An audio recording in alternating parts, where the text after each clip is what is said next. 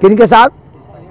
अगर कोई ईसाई आपको अच्छा लगता है और उसकी जो चीज़ खा रहा है उसके हलाल होने में कोई शक नहीं है, तो तलीफ़ क़ल्ब की नीयत करके चूड़े के साथ भी बैठ के खा सकते हैं। नीयत ये कर ली कि मैंने अपने इस हुस्न खुल्क से इसको मुतासर कर लेना है इस्लाम की जानिब, तो ईसाई के साथ भी खाने की इस्लाम इजाज़त देता है। अगर ईसाई खाना शाना पकाता है, मुसलमानों का ज़बीहा पकाता है, मुसलमानों की जो है सब्जियां और हलाल चीज़ें डाल के पकाता है, तो अफजल तो नहीं है, लेकिन अगर साफ़ सुथरा है, वो ज़ाहिरी तौर पर साफ़ सुथरा रहता है, तो उसका पकाया हुआ खाना फ़कत जायज़ है। आला दर्जा तो तकवे का ये है कि औलिया अल्लाह के घर में तो जो खाना पकता था, उनकी बीबियां तो बावुज़ू पकाती थी और हंडिया को भूनते हुए दुरूद व सलाम पढ़ती थी और रोटी को चांटा लगाते हुए भी दुरूद व सलाम पढ़ती थी। ज़ाहिर है वो रोटियां खा के जो पलते थे वही गंज बख्श बनते थे ना, और वही फरीदुद्दीन बनते थे।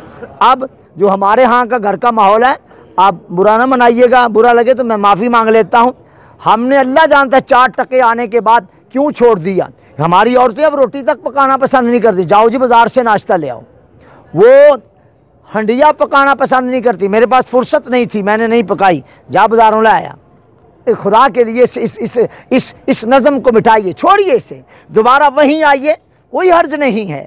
मियाँ साहब रहमतुल्लाह शर्कपुरी जब किसी को बैत करते, फरमाते मियाँ अब जा रहे हो, किराया होगा तो आ जाना, उधार किराया लेके ना आना, और काम काज से फुर्सत ना मिले तो ना आना, मेरी दुआएं तेरे साथ होंगी। एक बात याद रख, अब जाके बीवी को कह देना कि जब सालन पकाने लगे तो प्याली पानी ज़्यादा डाल लिया करे।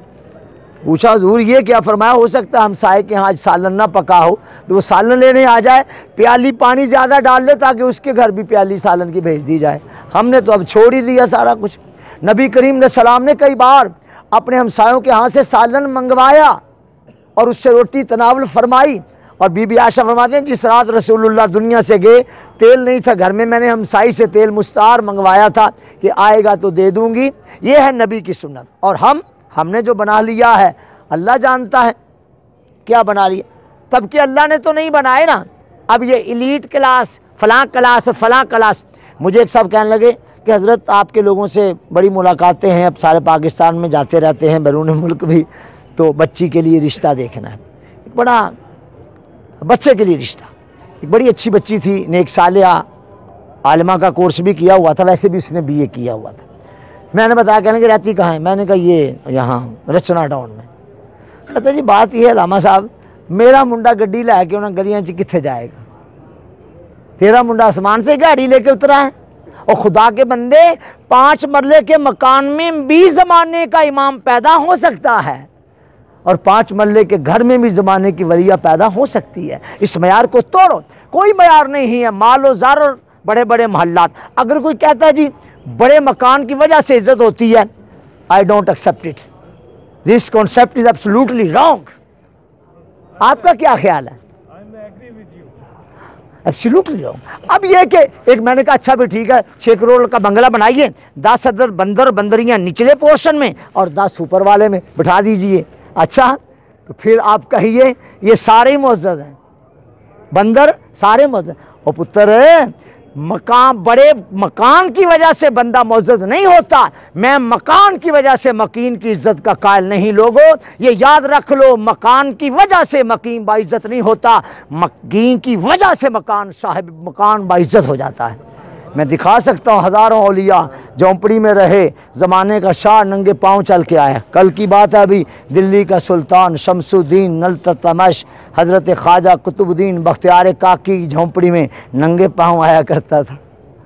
और कभी आप अंदर हुजरे में होते, दरूद पाक पढ़ रहे होते, देखता खादिम कह देता कि हजूर अंदर हैं, 2 घंटे दरूद पाक पढ़ेंगे, फिर अंदर से कुंडी खोलेंगे तो हम नाश्ता पेश करेंगे, इंतज़ार करना तो यहीं बैठ जाओ। ऐसे उसने देखा सफ़, कहा हाँ यही सफ़ है, अगर ख्वाजा से मिलना है तो यही जगह है बैठने की, और अगर तख्त याद आया तो जाइए करीबी आपका महल्ला, जाके वहाँ बैठ जाइए।